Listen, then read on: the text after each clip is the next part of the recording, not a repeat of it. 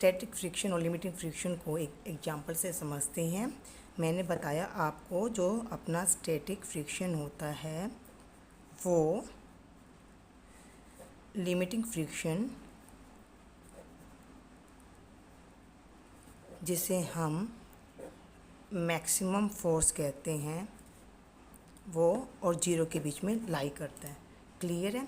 तो हमारे पास एक न्यूमेरिकल दिया हुआ है, a block of mass 2 kg is placed on the floor. ठीक है, मास कितना दे रखा है हमें 2 kg। The coefficient of static friction यानी कि म्यू एस हमें दे रखा है 0.4। ठीक है, a force of friction of 2.5 Newton means हमें जो एक्सटर्नल फोर्स दे रखा है, फोर्स ऑफ फ्रिक्शन बोल दो या अप्लाइड फोर्स बोल दो इसे, वो कि दे रखा है 2.5 newton is applied on the block as shown figure. Means यहाँ पे एक ब्लॉक रखा हुआ है फ्लोर के ऊपर और ये इस पर फोर्स अप्लाई कर रखा है। Calculate the force of friction between the block and the floor. Floor means अगर फोर्स यहाँ अप्लाई कर रहा है, मोशन रिलेटिव मोशन इस डायरेक्शन में होगी तो हमारा फोर्स ऑफ जो फ्रिक्शन होगा वो कहाँ एक्ट करेगा, पैरेलल बट अपोजिट डायरेक्शन में। ठीक है, सरफेस के यहाँ पे एक्ट करेगा। तो अब बॉडी है बेटा, बॉडी का एक वेट होगा जो डाउनवर्ड एक्ट करेगा, होगा mg, और फ्लोर जो है उस बॉडी के ऊपर क्या लगाएगा, एक रिएक्शन जिसे हम r बोलते हैं, और कोई यहाँ पे फोर्स नहीं लग रहा, यानी कि r जो है mg के इक्वल हो जाएगा।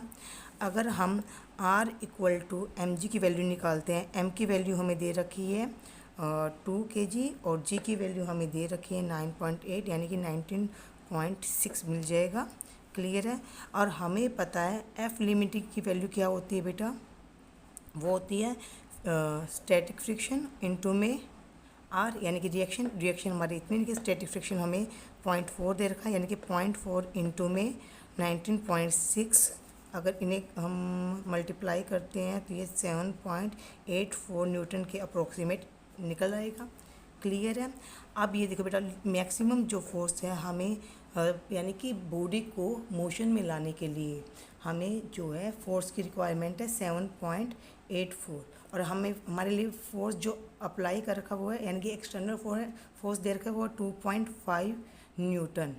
ठीक है, और यानी कि हमें बॉडी को मोशन में इस तरफ लगाने के लिए हमें 7.84 न्यूटन चाहिए था फोर्स, बट हमारे पास अपोजिट डायरेक्शन यानी 2.5 न्यूटन ही लग रहा है। इसका मतलब क्या हो गया बेटा, इसका मतलब ये हो गया क्योंकि मैक्सिमम फोर्स की वैल्यू ज़्यादा है और अप्लाइड फोर्स की वैल्यू कम है, तो जो बॉडी है वो किस में रहेगी, रेस्ट में रहेगी, और इसलिए जो फोर्स ऑफ फ्रिक्शन होगा between block and the floor वो क्या है, अपने आप को 2.5 न्यूटन पे ही एडजस्ट कर लेगा।